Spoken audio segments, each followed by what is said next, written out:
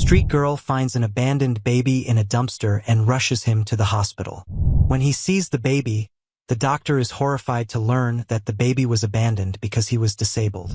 Under the faint glow of a street lamp, Lena, a 12-year-old girl with torn sneakers and a patched hoodie, sifted through the trash outside a bustling cafe in Sao Paulo. Her stomach growled with the raw insistence of hunger, but it was the faint, muffled cry from behind the dumpsters that stopped her. Startled, she froze, straining her ears. It came again, soft, plaintive, unmistakably a baby's wail. Heart-pounding, Lena pushed aside a pile of torn boxes and rotting food until she found the source. A tiny infant wrapped in a grimy towel, abandoned amidst the refuse. Her breath caught. "Who would leave a baby here?" she whispered, her voice barely audible. Lena hesitated only for a moment before scooping up the baby, cradling its frail, trembling body against her chest. It was cold, far too cold for comfort. The baby's eyes fluttered open, revealing a startlingly bright pair of mismatched irises. One brown, the other pale blue. The night streets were not forgiving.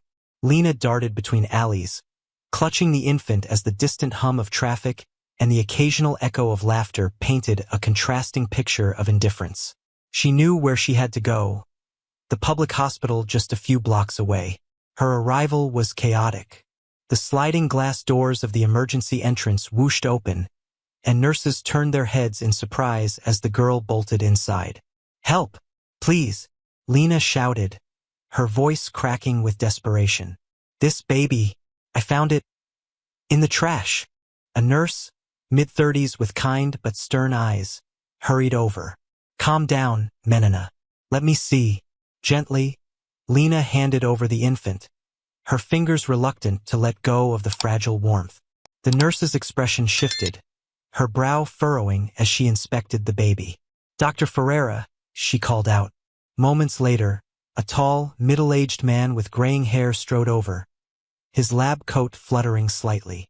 His expression of professional detachment faltered when he caught sight of the baby. His lips tightened. "What happened here?" he asked, his tone clipped. I found him," Lena stammered. "In a dumpster, near the cafe." Dr. Ferreira's face darkened as he examined the baby's unusual eyes and noticed the stiff, almost unresponsive movements of its limbs. He pulled back the towel, revealing faint marks on the baby's arms and legs, congenital deformities. "Abandoned," he muttered under his breath. "Why?" Lena asked, her voice trembling. The doctor hesitated. "Not everyone can accept a child born with differences," he finally said, his words heavy with unspoken meaning. The nurse whisked the infant away for urgent care, leaving Lena standing alone in the stark white hallway. Her mind raced with questions she couldn't articulate. She had lived her whole life navigating the edges of society, but even she couldn't fathom discarding someone so small and helpless. A shadow fell across her. Dr. Ferreira stood beside her now, his gaze softening as he asked, "What's your name, Menina?" "Lena. You did a brave thing tonight, Lena." "It didn't feel brave," she murmured. The doctor crouched slightly to meet her eyes. "Courage isn't about feeling brave. It's about doing what's right, even when you're scared." She bit her lip, unsure of how to respond. But the doctor wasn't finished. "This baby, he'll have a difficult life," he said, his voice low. "People will judge him for things he can't control. But because of you, he has a chance now." Lena blinked back tears. "But what happens to him next? Will he be okay?" Dr. Ferreira glanced toward the operating room where the baby had been taken. "That's what we'll work to find out." But the unease in his voice lingered, hinting at complications no one could yet foresee.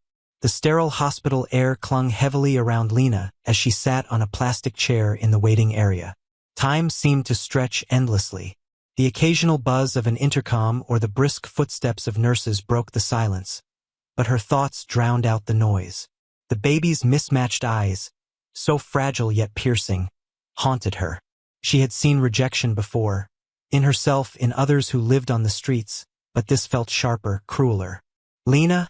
Dr. Ferreira's voice pulled her back to the present.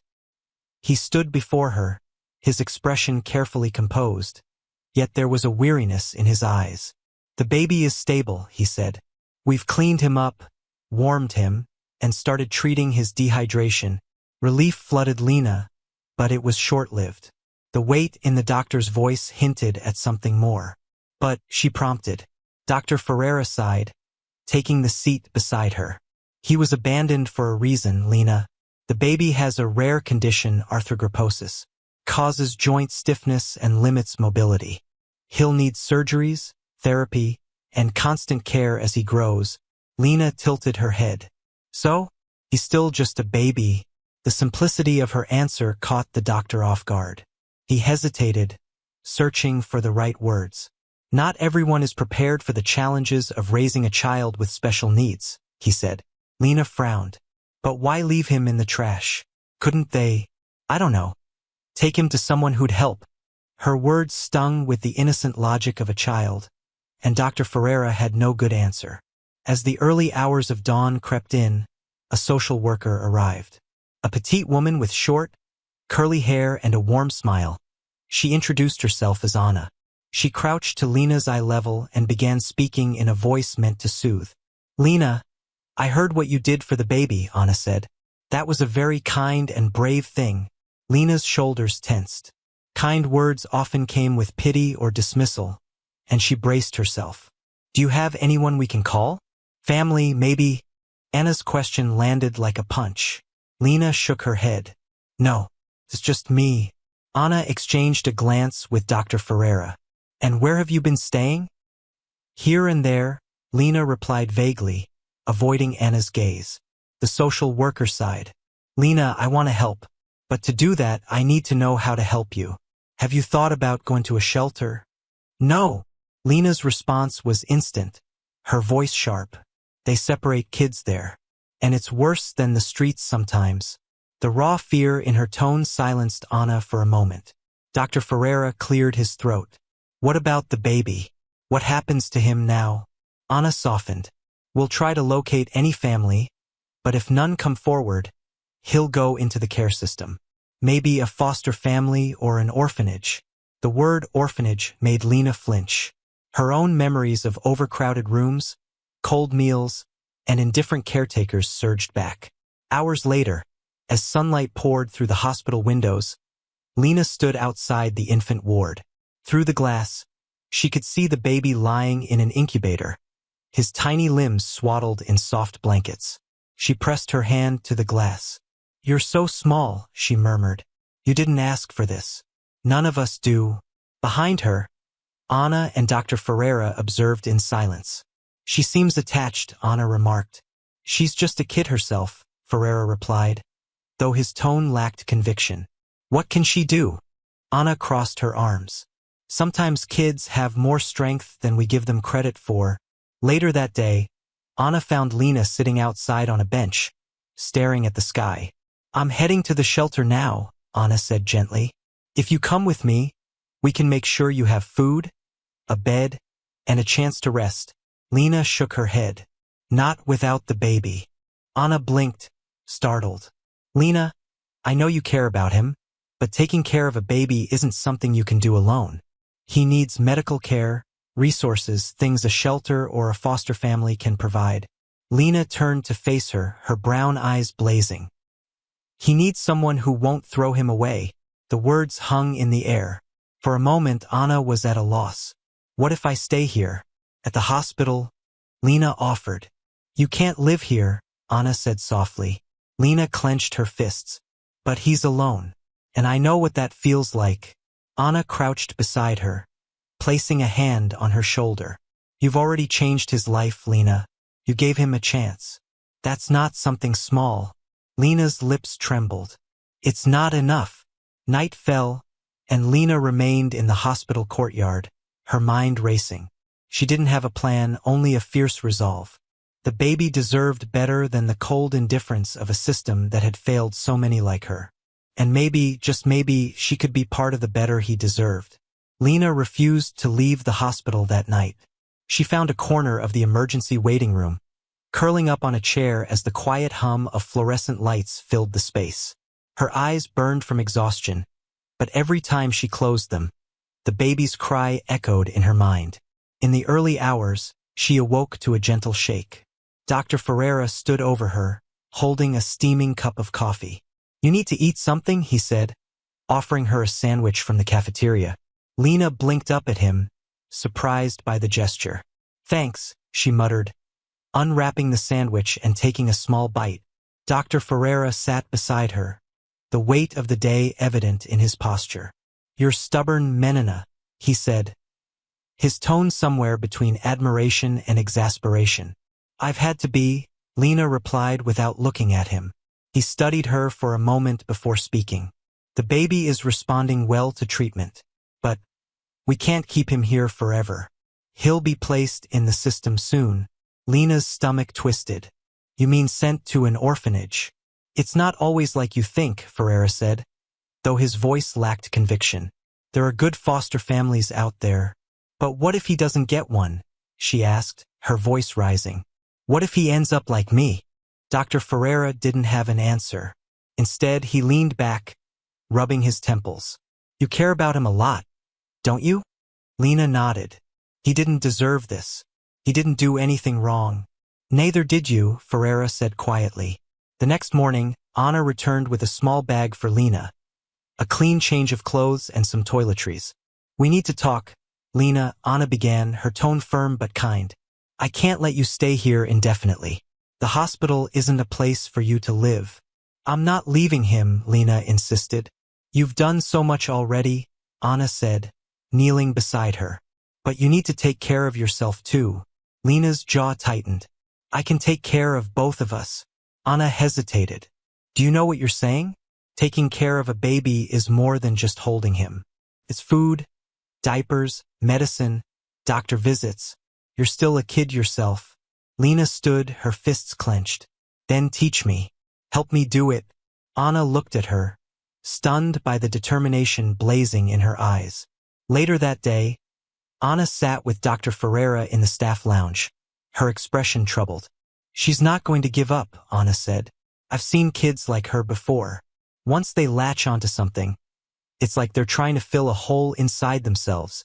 "She's been through more than most adults could handle," Ferreira replied. "But this? Raising a child with special needs? It's impossible, is it?" Anna countered. "Maybe she's not ready now, but with the right support," Dr. Ferreira sighed. "Support we don't have the resources to provide." Anna leaned forward. "What if we found another way? She's street smart, resourceful, and she clearly has a heart big enough to love that baby. Maybe that's a start." Days turned into a week. Lena visited the baby whenever she was allowed, sitting by the incubator and watching him sleep.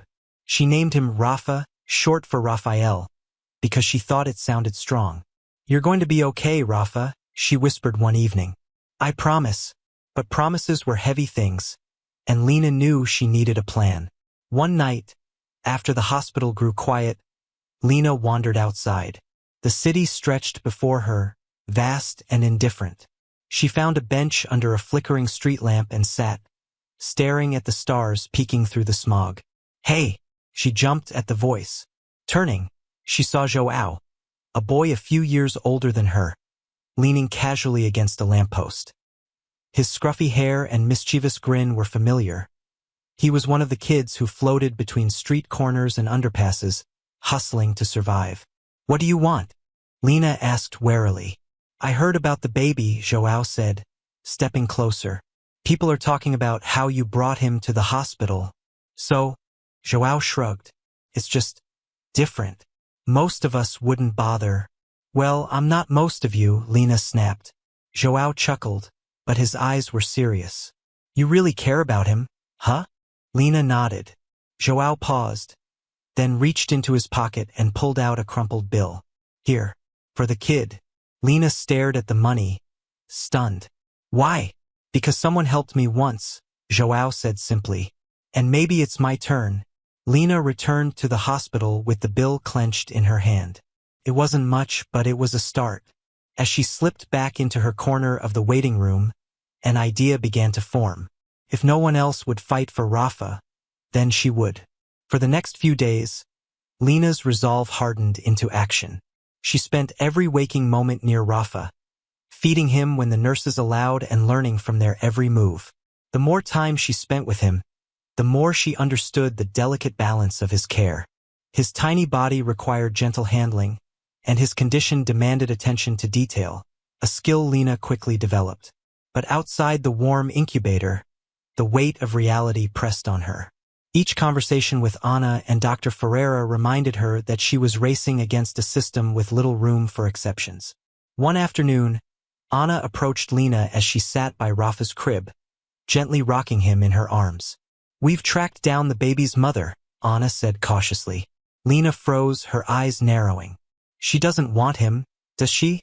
Anna hesitated. "She said she couldn't provide for him. She thought leaving him was his best chance." "That's not an excuse," Lena muttered, clutching Rafa tighter. "She's agreed to terminate her parental rights," Anna continued. "But that means he'll officially become a ward of the state." Lena's chest tightened. "And they'll send him to an orphanage?" Anna nodded reluctantly. "Unless a foster family steps forward. Then I'll be his family," Lena said firmly. Anna crouched beside her. "Lena, it's not that simple. The system doesn't allow children to adopt children. You don't even have a home to bring him to." "But I can learn." Lena's voice cracked, desperation breaking through. Anna placed a hand on her arm. "I know you care about him, but we have to think about what's best for both of you." Lena stared at the baby in her arms, tears pooling in her eyes. "He's the best thing I've ever had." The next day, Anna returned with an offer. "There's a couple interested in fostering Rafa," she said gently. "They're experienced with children who have medical needs." "No," Lena said immediately. "Lena, listen to me," Anna pleaded. "They could give him everything he needs. Things you can't provide right now." "They're strangers," Lena shouted. "How do you know they won't hurt him? Or get tired of him and send him away?" Anna flinched but held her ground. "I know you've been hurt by people before, Lena. But not everyone is like that. Not everyone gives up." Lena shook her head. "I won't let him go." Dr. Ferreira, who had been silently observing, finally spoke. "Anna, why don't we try something different?" Both women turned to him. "What if Lena spends time with the foster couple? Let her see what they're like." Anna frowned. "That's not how this process usually works." "And this isn't a usual case," Ferreira countered. Lena's eyes darted between them, wary but intrigued. 2 days later, Lena met the couple. Julia and Marco were in their 40s, with kind smiles and patient voices. Julia was a pediatric nurse and Marco worked as a physical therapist. They greeted Lena warmly but didn't push, sensing her guardedness. "Hi, Lena," Julia said, kneeling to her eye level. "Dr. Ferreira told us how much you care about Rafa. He's lucky to have you." "I'm not lucky," Lena replied bluntly.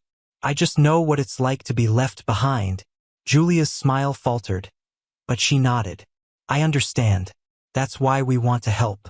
We've taken care of babies like Rafa before, and we'd love to give him a home." Lena crossed her arms. "He already has a home with me." Marco stepped in, his tone calm. "And we're not trying to take that away from him. But maybe we can share. We want what's best for him, too." Lena studied them, searching for cracks in their sincerity. For the next week, Lena spent time with Julia and Marco, watching how they interacted with Rafa. She saw the tenderness in Julia's hands as she changed Rafa's bandages and the gentle encouragement in Marco's voice as he discussed exercises for Rafa's stiff joints. But every night, when she returned to her spot in the hospital waiting room, doubt gnawed at her. She wanted to believe in them, but trust wasn't easy to give, and the idea of losing Rafa felt like losing a piece of herself.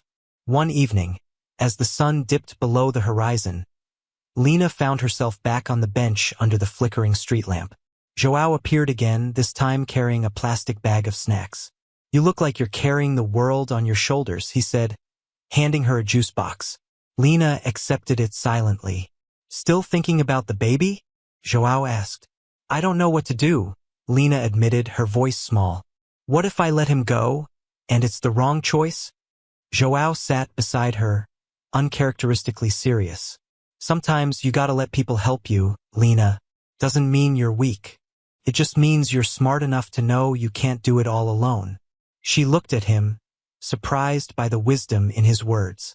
Do you think they'll take care of him? She asked hesitantly. João shrugged. Only one way to find out. But you'll still be there for him, right? Lena frowned. What do you mean?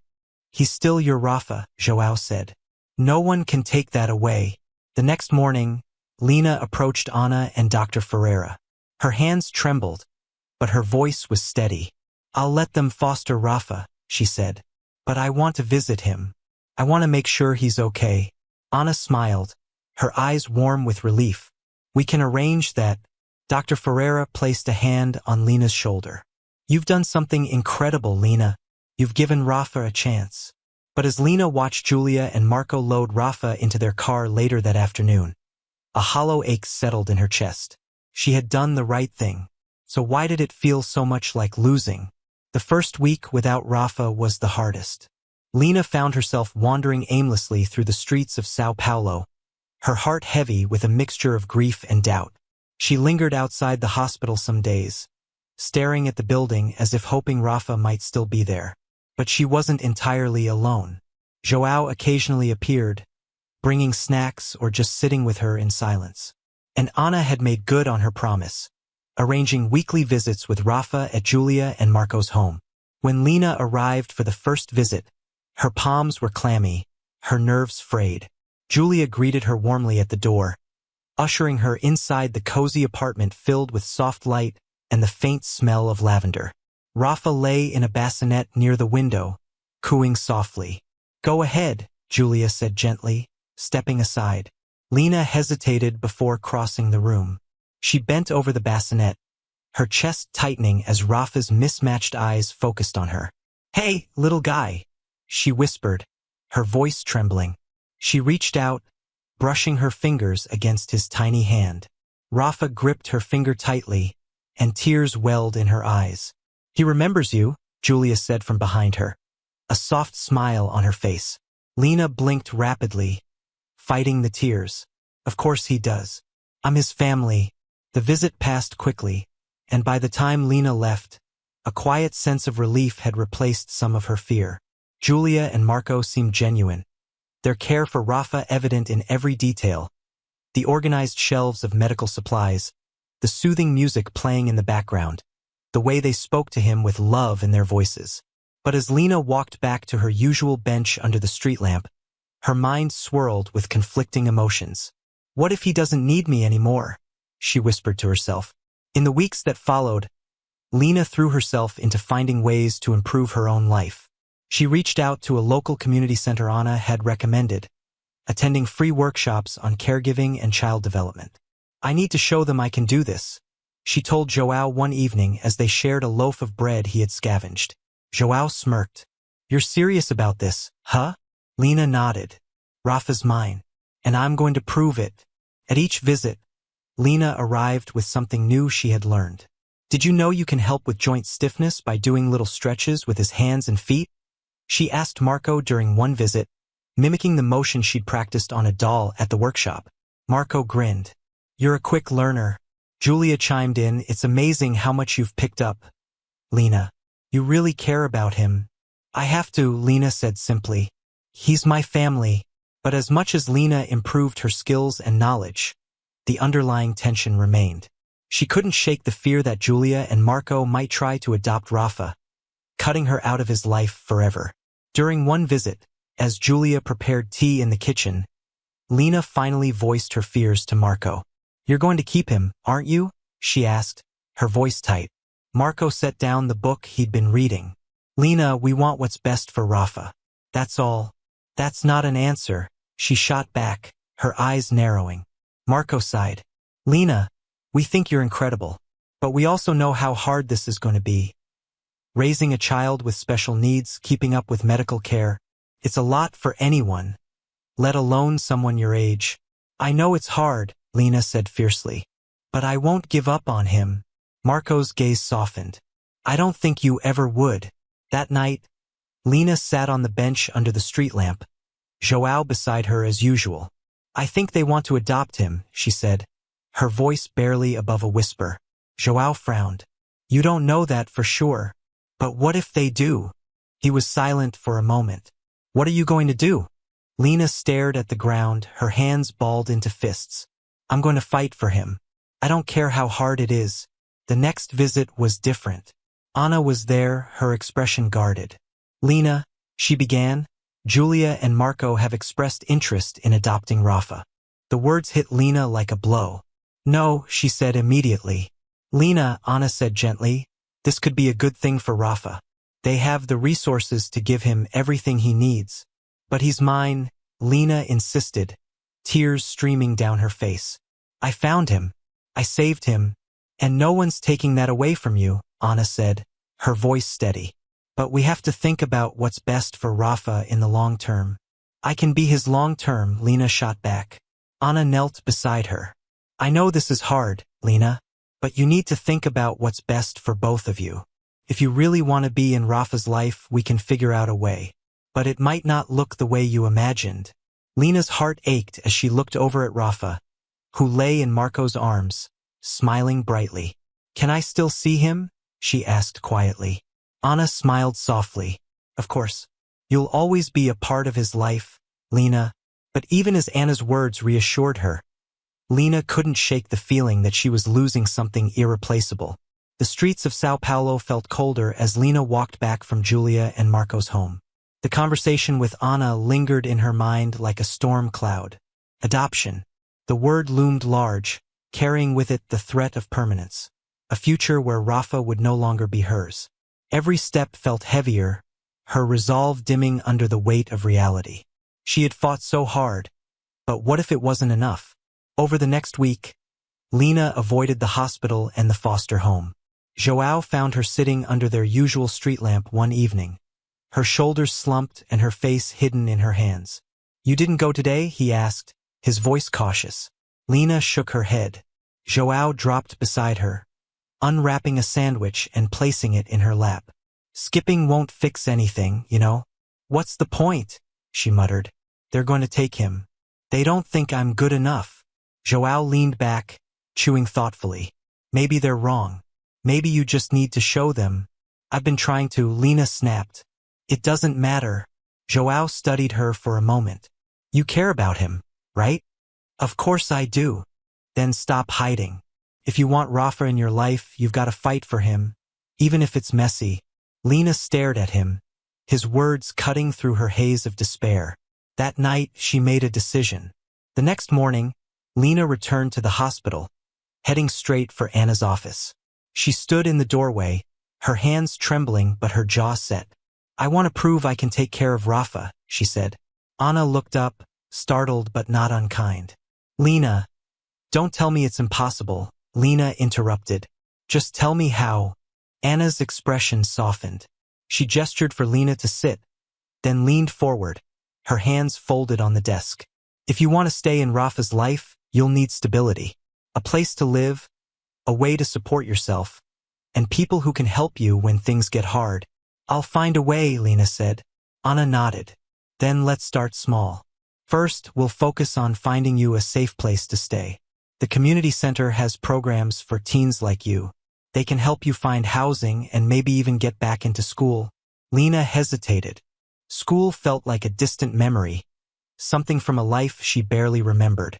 But if it meant keeping Rafa close, she was willing to try. Over the next few weeks, Lena threw herself into the plan Anna had outlined. She attended meetings at the community center, worked with a caseworker to find temporary housing, and even started taking literacy classes to brush up on skills she had lost during her years on the streets. Meanwhile, her visits with Rafa continued. Each time she walked into Julia and Marco's home, the sight of Rafa's bright smile reignited her determination. During one visit, Julia handed Lena a small photo album. We've been taking pictures of Rafa, she said. We thought you might like to keep some. Lena opened the album, her breath catching at the sight of Rafa's chubby cheeks and wide eyes staring back at her from the glossy pages. There were pictures of him bundled in blankets, playing with toys, and even one of him in Julia's arms, laughing. Thanks, Lena said softly, her fingers tracing the edges of the photos. Julia hesitated before speaking. Lena, Marco and I want you to know something. No matter what happens, we're not trying to replace you. Rafa's story started with you, and that's something we'll always honor. Lena's throat tightened, but she managed a nod. One evening, as Lena sat in her tiny room at the shelter, she flipped through the photo album again. Each picture was a reminder of what she was fighting for, but it was also a reminder of what she might lose. Her phone buzzed, a simple device Anna had helped her acquire to stay connected. It was a message from João. You're strong. Don't give up. Rafa's lucky to have you. A small smile tugged at Lena's lips. João's words felt like a lifeline, anchoring her in her darkest moments. The next morning, Lena met Anna and a lawyer at the community center. The lawyer, a sharp-eyed woman named Teresa, explained the situation in clear terms. Julia and Marco have filed for adoption, Teresa said, but they've agreed to an open adoption, which means you'll still have a role in Rafa's life. You can visit him, write to him, and be there as he grows up. But I won't be his mom, Lena said bitterly. You'll always be a part of him, Lena, Anna said gently. And you can use this time to keep building your life. Who knows?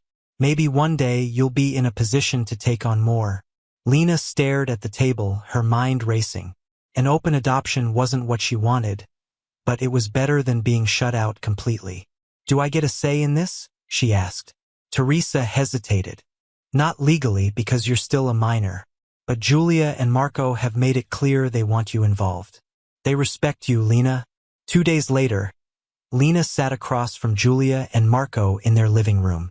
Rafa lay asleep in Marco's arms, his tiny chest rising and falling peacefully. Julia spoke first. Lena, we're not asking you to let go of Rafa. We're asking you to let us share this journey with you. Lena looked at Rafa, her heart aching. I don't want him to forget me. He won't, Marco said firmly. We'll make sure of that. For the first time, Lena allowed herself to believe them. That night, as Lena returned to her shelter room, she felt a strange mix of grief and hope. She wasn't giving up on Rafa. She never would. But maybe, just maybe, she didn't have to do this alone. Weeks passed, and the open adoption arrangement began to take shape. Lena visited Rafa twice a week at Julia and Marco's home. Each visit a bittersweet blend of joy and longing. She watched as they cared for him with the patience and love she had desperately wanted to give but couldn't, at least not yet. During one visit, Julia showed Lena the exercises Marco had been practicing with Rafa to help his stiff joints. Would you like to try? Julia asked, holding out Rafa's tiny arm. Lena hesitated but nodded. Julia guided her hands, showing her how to stretch Rafa's fingers and gently rotate his wrist. Good, Julia said softly. See? He's comfortable with you. Rafa gurgled happily, his mismatched eyes meeting Lena's. She smiled through the ache in her chest, whispering, You're so strong, Rafa. The small victories gave Lena a sense of purpose, but each goodbye felt like losing him all over again. She would leave their cozy apartment and return to her stark room at the shelter, clutching the photo album Julia had given her like a lifeline. One evening, João found her sitting on the curb outside the shelter, flipping through the pictures for the 100th time. Still thinking about him? He asked, dropping down beside her. Always, Lena replied.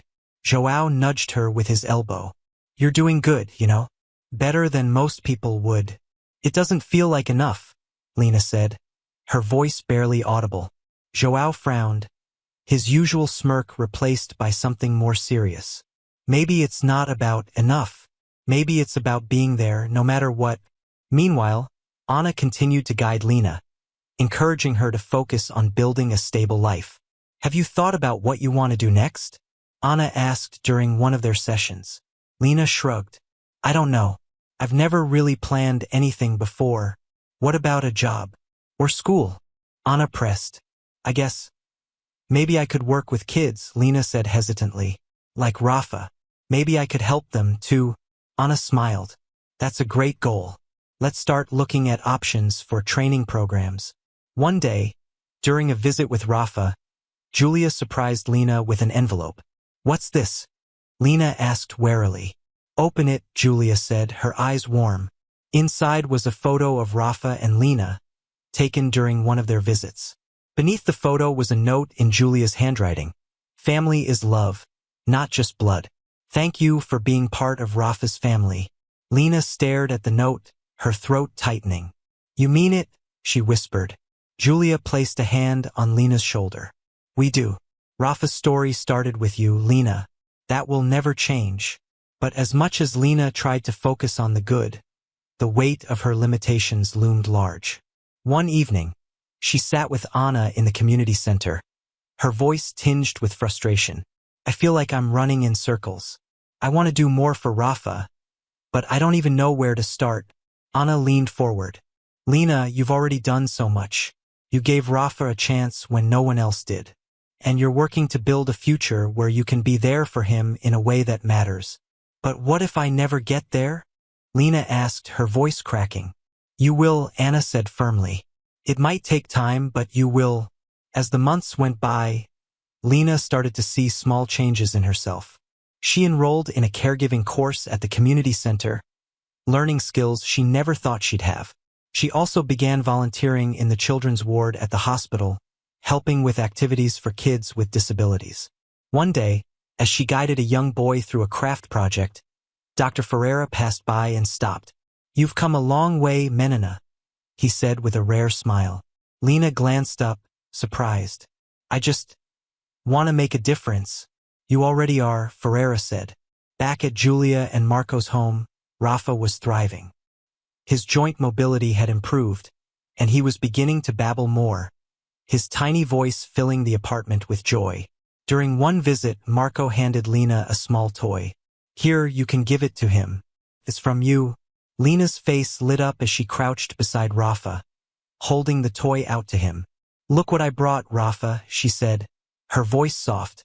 Rafa's chubby hands reached for the toy, and he giggled as Lena made it squeak. In that moment, Lena felt a glimmer of peace. She couldn't give Rafa everything she wanted to, but she could still give him love. One night, João asked her, do you think you'll ever get him back? Like, all the way? Lena stared at the sky, her expression thoughtful.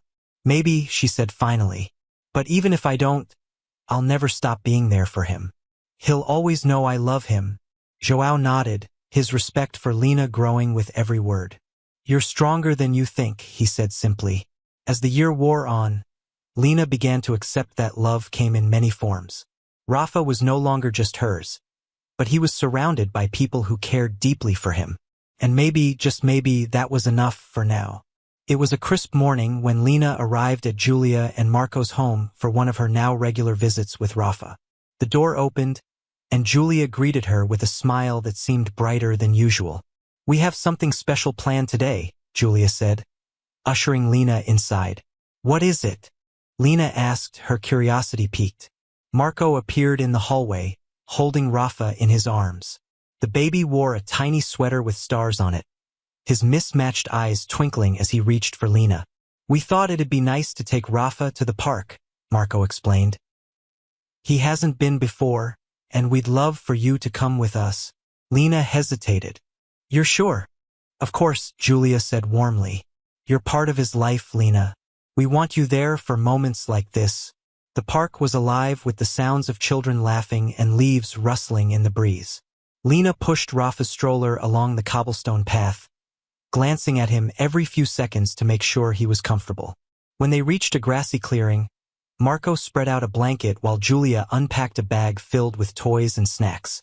Lena settled beside Rafa, handing him a soft ball that squeaked when he squeezed it. You like that, don't you? Lena said, smiling as Rafa giggled. Julia watched the interaction from a distance, nudging Marco. She's good with him, she whispered. She's amazing with him, Marco agreed. As the afternoon wore on, Lena found herself relaxing in a way she hadn't in months. Watching Rafa's joy as he discovered the world around him felt like a balm to her weary heart. At one point, Julia handed her a small camera. Take some pictures, she said. Lena hesitated, then lifted the camera, capturing Rafa's delighted expression as he reached for a flower Marco held out to him. She took another photo of Julia and Marco laughing together, their love for Rafa evident in every gesture. Finally, Julia took the camera from Lena. Your turn, Julia said, positioning Lena with Rafa on her lap. Lena smiled hesitantly, holding Rafa close as the camera clicked. That evening, back in her shelter room, Lena scrolled through the pictures on her phone. Seeing Rafa's smiling face and knowing she had been part of his happiness filled her with a sense of quiet pride. But it also reminded her of how far she still had to go. The next day, Lena threw herself back into her caregiving course. She volunteered extra hours at the hospital, spending time with children who reminded her of Rafa. "You're a natural," one of the nurses said as Lena helped a boy with cerebral palsy paint a picture. Lena smiled, though she still felt the pang of Rafa's absence. During her next visit with Rafa, Julia and Marco sat Lena down for a talk. "We've been thinking a lot about how to include you more in Rafa's life," Julia began. Lena's heart raced. "What do you mean?" "We were wondering if you'd like to spend more time with him. Not just visits, but maybe help with his care," Marco said. "You mean like babysitting?" "More like co-parenting," Julia said gently. "We want you to feel like you're part of this family." Lena blinked, struggling to process their words. "You'd really trust me with that?" Julia nodded. "You've shown us how much you love him, and we've seen how much he loves you." That night, Lena couldn't stop thinking about their offer. For the first time, she felt a sense of possibility, like she could truly be part of Rafa's life in a way that mattered. But it also scared her. What if she failed? What if she wasn't enough? She texted João, her fingers trembling. "They want me to help take care of Rafa." "Like, for real?" João's reply came quickly. "That's huge. You can do it, Lena. You've been doing it all along." In the weeks that followed, Lena began spending more time at Julia and Marco's home. She learned how to prepare Rafa's bottles, adjust his medical equipment, and even read him bedtime stories. One evening, as Lena rocked Rafa to sleep, Julia peeked into the room. "You're a natural," Julia whispered. Lena looked down at Rafa, his tiny fingers curled around hers, and felt a warmth she hadn't known in years. "I just love him," Lena said simply. But as fulfilling as it was to be part of Rafa's life, Lena knew she couldn't let go of her long-term goals. She continued her training and started applying for internships at childcare centers, determined to build a future where she could stand on her own. "You're really serious about this, huh?" João said one evening as they sat under the street lamp. "I have to be," Lena replied. "For Rafa. And for me." João grinned. "I'm proud of you, Lena. You've come a long way." Months later, during a quiet afternoon at Julia and Marco's home, Lena found herself reflecting on how much had changed. Rafa babbled happily in his playpen, his mismatched eyes bright as he reached for a stuffed toy. Julia sat nearby, working on a puzzle with Marco, while Lena folded a pile of tiny clothes. For the first time in a long time, Lena felt a sense of belonging. Maybe she wasn't Rafa's only family anymore, but she was his family. And that was enough.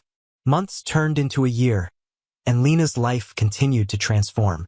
Her routine revolved around visits with Rafa, her caregiving course, and her growing responsibilities at the hospital's children's ward. Slowly but surely, she was building a foundation, one strong enough to support not only herself but her connection with Rafa. Julia and Marco had kept their promise, inviting Lena to participate in every aspect of Rafa's life. She joined them for doctor visits, physical therapy sessions, and even family outings. But while Lena's bond with Rafa deepened, a new fear began to creep into her thoughts. "What happens if they move?" she asked João one evening as they sat on the curb near the shelter. João looked at her sharply. "Why would they? They could get a job somewhere else, or decide they need to be closer to family," Lena said, her voice heavy with worry. "What if I lose him all over again?" João frowned, kicking a pebble down the street. "You've come too far to think like that. They wouldn't just cut you out. But what if they have to?" João's silence spoke volumes, and Lena felt the familiar knot of uncertainty tighten in her chest. That fear lingered in the back of Lena's mind as the weeks went by. During one visit, she finally worked up the courage to ask Julia about it. "You're not thinking of leaving São Paulo, are you?" Lena blurted out as they sat in the living room. Rafa was napping on a blanket nearby. Julia looked surprised. "No, Lena. Why would you think that?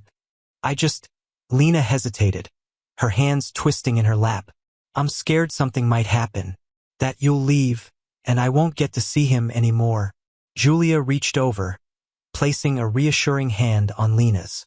We're not going anywhere. And even if we did, you'd still be part of Rafa's life. We'd never take him away from you. Lena nodded, but her heart still felt heavy. It wasn't until Anna visited her at the shelter that Lena began to let go of her anxiety. You've done something remarkable, Lena, Anna said as they sat together in the small, sparse room. You've turned your life around. And no matter what happens, no one can take that away from you. But what if it's not enough? Lena asked quietly. Anna gave her a gentle smile. It's more than enough.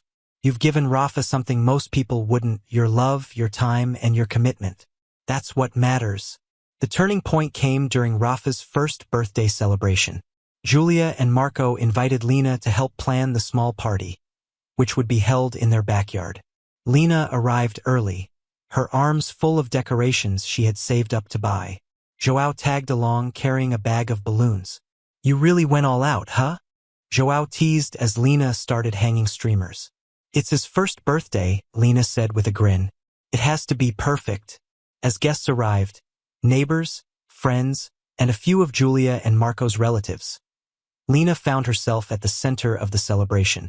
She helped Rafa blow out his candle, handed out slices of cake, and watched with pride as he toddled a few steps with Marco's help. Near the end of the party, Julia handed Lena a small box. What's this? Lena asked, surprised. Open it, Julia said, smiling. Inside was a silver bracelet engraved with the words, Family isn't who you're born to, it's who you choose. Lena blinked back tears, her voice trembling as she whispered, Thank you. Later that night, as Lena walked home, João nudged her. You know, you're pretty lucky. Lucky? Lena said, raising an eyebrow. Yeah, João replied. Not everyone gets to find a family like that. Lena looked down at the bracelet on her wrist, a small smile forming. Yeah, I guess I am. In the months that followed, Lena continued to build her life. She completed her caregiving course and earned a part-time position at the hospital's pediatric unit. The shelter helped her transition to a small shared apartment, and Anna stayed by her side every step of the way. But no matter how busy life became, Rafa remained her anchor. Every giggle, every milestone, every moment reminded Lena why she had fought so hard. She wasn't just surviving anymore. She was thriving, and so was Rafa. 2 years had passed since that fateful night when Lena found Rafa. Life had changed in ways she could have never imagined. What started as desperation had grown into something beautiful. A family bound not by blood, but by choice, love, and resilience. Lena now worked full-time at the hospital's pediatric ward. Her days were spent caring for children with disabilities, offering the kind of comfort and compassion she had always longed for herself. It's amazing to see you here, Dr. Ferreira said one day as they passed each other in the hallway. You've become someone these kids can look up to. Lena smiled. I'm just doing what I wish someone had done for me. Her relationship with Julia and Marco had also evolved. They often referred to her as Rafa's big sister, a term that filled Lena with both pride and a bittersweet ache. On her days off, Lena visited their home, where Rafa's laughter echoed through the rooms. Look, Lena, Rafa said one afternoon, holding up a crayon drawing. It was a shaky but colorful rendition of their family. Julia, Marco, Rafa, and Lena holding hands. It's perfect, Lena said, pulling him into a hug. But as happy as Lena was, a part of her still yearned for more. One evening, as she sat with Anna at the community center, she voiced her thoughts aloud. Do you think I'll ever be able to take care of him full-time? Lena asked, her voice hesitant. Anna looked at her thoughtfully. You've come so far, Lena. If that's what you want, I believe you can make it happen. But remember, it doesn't have to happen all at once. You're already an important part of Rafa's life. Lena nodded, her resolve hardening.